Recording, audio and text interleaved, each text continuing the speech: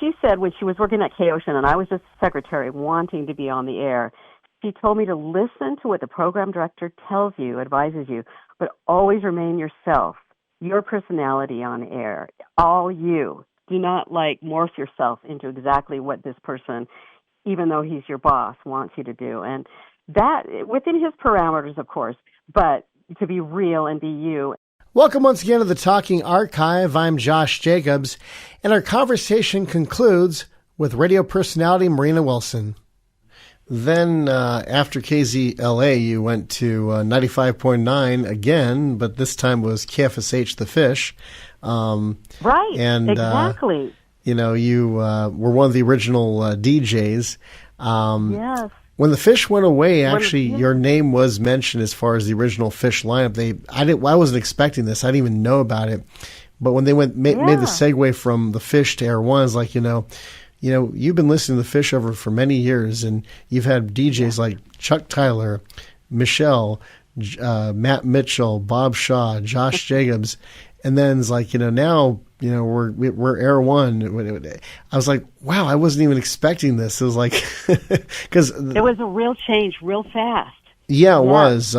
Big Wave ended with right, yeah. Ended with Rich Mullins' "Awesome God." That was the final tune they played, and then it was a 5-minute montage, and then it was on to Air One. Even the call letters changed immediately, which when Salem bought 95.9 FM, the callers were KXMX-FM, the mix 95.9. And so for the first month or two of the Fish, it was still KXMX-FM as the legal ID. So right. I remember I was one of the first I was one of the first jocks midday to go on the air, and what an excitement. I had never done that before, to change over like that. That was pretty exciting, I have to tell you.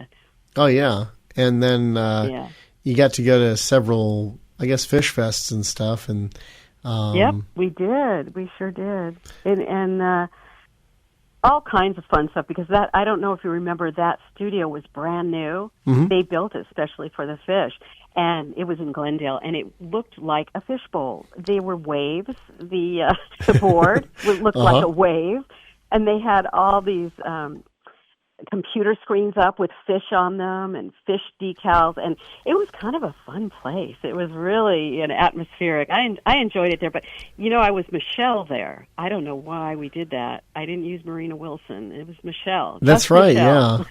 Yeah. That's what they used to call me. Just Michelle is on now. But yeah, nice people. Oh gosh. Friends, the nicest people. Well, I used just Josh in the overnight, so just.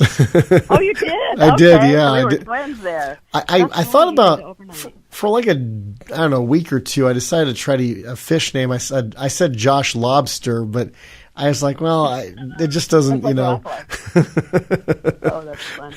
And I remember too. I think you were in on the pirate radio, which was one of the first. The first. Computer, right, on air. Yeah, one of the first internet-only music stations. Internet only. And at one time... we all had pirate names. Yeah, you were Marina Mermaid, right? Marina the Mermaid. Then I'm Marina on there. It was really confusing sometimes. Oh. But luckily it was on the computer, so it wasn't completely live, right? Yeah, so. I was the cabin boy. Then you had Sir James the Welshman. Bobby Shaw from the Fish was Barnacle Bob. You had Buccaneer Brian. I love it. Yeah, I remember. Matthew Lafitte was Matt Mitchell's name. Dread Pirate Trevor, Sammy Seaweed. Jim Governale was Fletcher Christian. So I loved it. Yeah. It was great. I mean, that was a fun thing. It was fun, and eventually it expanded to about, I think, 6 different channels of different formats of music, from hard rock to gospel music, kids channel, a classics channel, a worship channel, and but at one time you and I were on when it was. I'm sorry. I think you and I were on when it was mostly the hard rock, right? Yeah, we were. I know that I was. Yeah. So it was just kind of and then. Big Wave Dave was even on. He just used the same name because why change it? And he eventually became the imaging voice for several of the channels. We dropped the pirate voice because it kind of become kind of campy, and we need to try something different. But yeah, Bob Holliday did the pirate voice. He was hilarious with some of the ad libs he had on those things. I remember him. Nice and now guy. Bob's a very successful voiceover actor. I mean, you hear him on so many commercials nationwide. I hear him everywhere. Yes, and another gentleman we worked with, Bruce Barker. Bruce Barker. Mm-hmm. Yes, he's everywhere too. And I remember doing some spots and some other stuff with him, some voiceovers, and was surprised to hear him lately. He's been doing a lot. Yeah, the website rightafterthis.com is his company, his studio. He had a really cool setup in North Hollywood. Now he's got the studio at his house, which was just a couple blocks away anyway. I remember I was in that studio. Oh, go ahead. I'm sorry, I interrupted. Oh, that's good. Because the rent was kind of like, a little steep. Plus, he wasn't using as much with people doing things more remotely. But it was a really, really nice studio. And I actually did a couple of films there with people when we did the 168 Film Festival. I'll email you one of the productions we did there. That was co-writer and executive producer and one of the co-stars of it. It was just such a beautiful studio. We originally wanted to film at Salem here in Glendale because of the beautiful view you have from the conference room, but we would have had to get permits and then permission from the building, permission from corporate, and since it was a festival where you only had 2.5 weeks to do a film, it just was not possible to do that, to speed up that process. Right. Plus, Bruce's studio turned out to be better because it was on the ground floor. We didn't have to, go up 5 flights of elevator and all this other crazy stuff to do. So it worked out for the best. I was actually in there. Yeah, that was smart to do it there. And I actually worked there a few times. I did some voice work, some commercials with him when he first started in that studio. And you're right.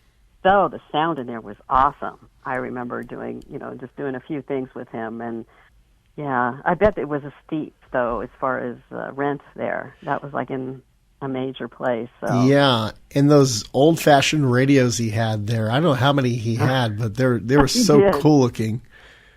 Yes. He was a character. He had all the old cars, too. That's right. Yeah, he had a Mustang. What was it was a special Mustang. What was it? It was some... it was some sort of like pimped up Mustang, and I forget the name of it. It was called Mustang. The Mustang Shelby was what it was. He had. Wow, that was a big deal then. Shelby, wasn't he was a big race car guy. Mm-hmm. Yeah. Oh, interesting, fun. So that was good. Yeah. And then, and what was the best piece of advice you've ever been given? Wow. I'll have to say, and I bet she doesn't even remember telling me, Cindy Davis I worked with a lot. I did work part-time, I don't think we mentioned, at Cola Radio, which was an oldie station in San Bernardino. I was just part-time there, actually working, I think I was working at K-Light at the same time. And, that's right, because she was full-time at K-Light, and she also worked at Cola. And she gave me advice, and she said, I hope she hears this, because she said when she was working at K-Ocean, and I was just secretary wanting to be on the air, she told me to listen to what the program director tells you, advises you, but always remain yourself, your personality on air, all you. Do not, morph yourself into exactly what this person, even though he's your boss, wants you to do. And that, within his parameters, of course, but to be real and be you, and that really, really helped me, especially, she said, especially if you're going to change formats and do different formats, you want to remain Marina Wilson, which has stayed with me the whole time. So I know that he was a bit, and then Rich Watson, I was going to tell you about, was really helped me in the very beginning. He would let me, do segues for him on K-Ocean. He'd walk out of the room, of course, and my heart would be beating. What do I do? But just to make me really comfortable. And I remember he always said, smile, a real smile, not a fake one on the air. And that was another good advice. And of course, Rachel Donahue, who she was my I was her biggest fan for sure. She said, if you've never been fired from radio as an air personality, then you haven't made it. And I just thought was the best, because you and I know how many times things change and you get moved around, and that it's a plus. Don't feel bad about it, which is another great word of advice for people. Yes, definitely. So, yeah, I'd have to say there were I was lucky to have really nice people in the beginning of my career to help me out. That's great. And right now you're helping your brother with he's on the board of an organization, a charity, to help people who are dealing with dementia. Tell us about that philanthropy group. Well, my brother and I actually, I retired about 10 years ago to take care of my mom. She had Alzheimer's, and she lived a while. She lived a good 12 years with Alzheimer's. So to take care of her, I did that. And my brother also, he was of the age to retire. And we really took care of her. We took care of her at home. We hired lots of different caregivers, did a lot of interviews. All doctors and, dentists and stuff, most of them actually came to the house. So he really did a lot of work, because my mom was a type, I don't think she would have done very well in a memory care facility. So she stayed home, and my brother, when she passed away, my brother got really involved with helping other people, and he's on the board at the UC Irvine, my alma mater, UC Irvine Mind Center, which, they do all this research for Alzheimer's. And he's part of the Alzheimer's Association of America, the Orange County Division. And he's also gone to, Washington, D.C. and try to get, people to vote in favor of Alzheimer's research. And he actually wrote a book about how to caretake if the person that you love is in a home, at home or in a facility, how to make it better, how to interview caregivers. And so he's really made a career out of it, volunteering, after he retired. So, yeah, we're busy. It's fun to stay busy, when you retire. So yeah, definitely. Yeah. Since he's with the organization as far as research is concerned, what are some of the breakthroughs they've made as far as finding out what causes dementia, and what are some new either over-the-counter or new experimental drugs that would, I guess, qualify for right to try out there right now to help those who are currently dealing with dementia? Wow, which I didn't expect you to ask me these questions, so my brother would know more, but I can tell you that keeping the person engaged, always, don't let them lay around in their bedroom at home or in the memory care center. Keep them engaged and hire people, caregivers that will play games. My mom learned to paint, and she painted, and she did all kinds of coloring, and the problem in the beginning was she couldn't speak at all. So she became very creative, and we knew exactly what she was saying and doing, and we really cared for her in that way to keep them motivated and that mind active.